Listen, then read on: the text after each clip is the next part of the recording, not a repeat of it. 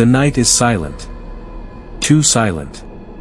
Then, a stone, hurled from a crusader's catapult, slams into Montségur's walls.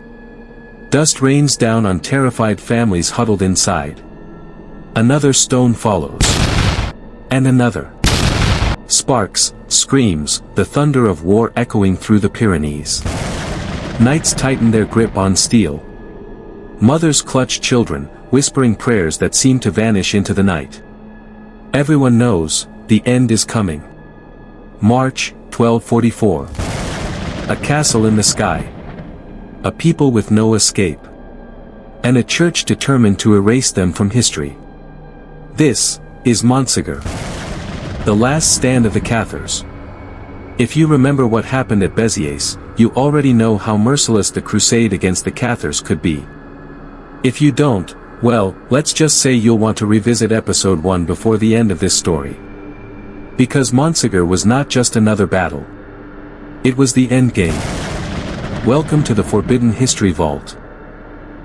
The place where the shadows of the past are unlocked, and the stories they never wanted you to know come crawling into the light. And tonight, we're opening the vault on Montsegur, the Cathars' final fortress, their last hope, and their funeral pyre. Montsegur was unlike any fortress in France. Perched high on a razor-sharp mountain, it looked less like a castle and more like a crown resting on the head of a giant. From below, it seemed untouchable.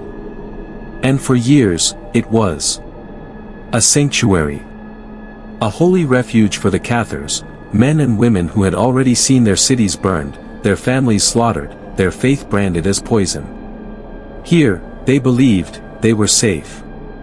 But safety, in the Middle Ages, was an illusion. And illusions shatter easily. Because as the winter of 1243 set in, Montsegur found itself surrounded. Thousands of soldiers at the base. Siege engines in position. And within those walls, barely a few hundred souls.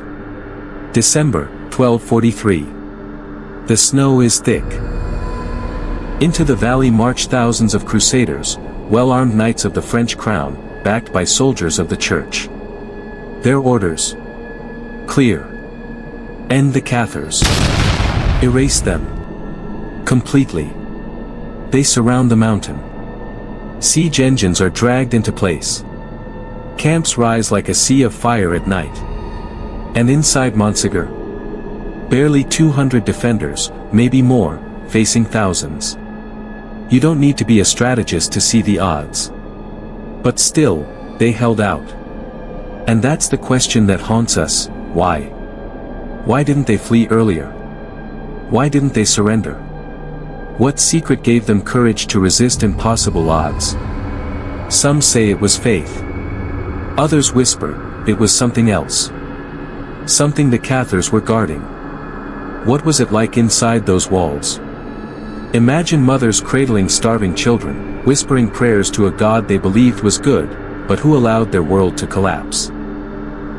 Imagine young knights, once noble heirs, now little more than gaunt figures with rusty swords, debating whether to die fighting or submit to the church they despised. Imagine lovers exchanging last promises: if we burn, we'll burn together. Eyewitness accounts speak of arguments, tears, desperate councils where leaders tried to hold faith together while everything else crumbled. And above it all, the Cathar Perfecti reminded the people of their creed: this world is not our true home. To die here is to be freed. But faith is hard when your child starves in front of you. When your fortress trembles with every strike of the enemy's stones. Some cracked. Some surrendered. But many stayed. And waiting for them was not mercy. It was fire. But it wasn't just soldiers outside the walls. Rumors spread that spies had slipped inside Montsegur itself. That traitors whispered in the dark, ready to sell out their brethren for survival. Imagine the paranoia. Every knock at the door could be betrayal. Every conversation, a trap. And still, every night, the defenders light torches on the walls, as if to tell the world, we are not afraid. But deep down, everyone is afraid. By March of 1244, the walls of Montsegur could hold no longer. The defenders negotiated surrender. But the terms offered were brutal. Anyone willing to renounce the Cathar faith could walk away free. Anyone who refused would be burned alive. Think about that choice. Survival, if you betrayed everything you believed. Or death, if you stayed true. And here is the part that shook even their enemies: more than 200 Cathars chose fire. Eyewitnesses say they walked down the mountain calmly, as though they were going to prayer, not execution. They sang hymns. They held hands. Families stood together. Lovers embraced. And when the flames were lit, they did not scream. They sang until their voices were swallowed by smoke. Historians say around 200 souls perished that day. But what died at Montsegur was not just a people, it was a dream. A vision of Christianity that defied Rome itself. Burned away. Or, was it? And then comes the whisper that has haunted Montsegur's story ever since: the treasure.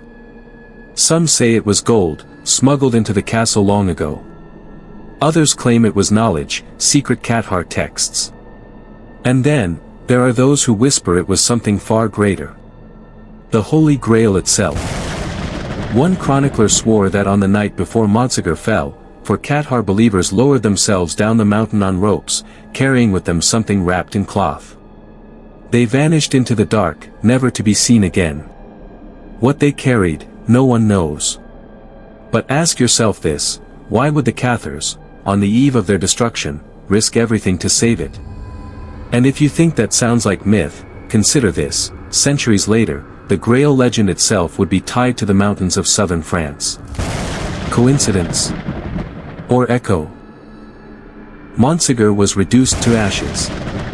The Cathars, erased, or so the church believed. But history has a strange way of keeping secrets alive. To this day, the mountain of Montsegur is called the Synagogue of Satan by some, and the Church of the Grail by others. Pilgrims climb it, not to pray in churches, but to feel the silence where so many died.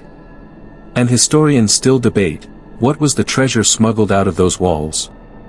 Was it really the Grail? Or something even more dangerous, an idea too powerful to burn? And here's the twist: though the Cathars were gone, the methods perfected at Montsegur, the trials, the burnings, the Inquisition, did not vanish. They spread. What was tested in fire here would become a weapon across Europe. A weapon not just against heretics, but against anyone who dared to think differently. If Béziers was the bloodbath, Montsegur was the pyre. And from that pyre, rose the smoke that would darken Europe for centuries. This was the fall of Montsegur. The last stand of the Cathars. A story of faith, betrayal, fire, and a mystery that still lingers in the shadows. But our journey doesn't end here. Because what came after Montsegur was something even darker: the rise of the Inquisition. And if you thought the flames of Montsegur were terrifying, wait until you see what was done in the name of rooting out heresy across Europe. So, don't miss the next episode of the Forbidden History Vault. Like, and subscribe to unlock more secrets from the shadows of the past. And remember, some vaults were sealed, for a reason.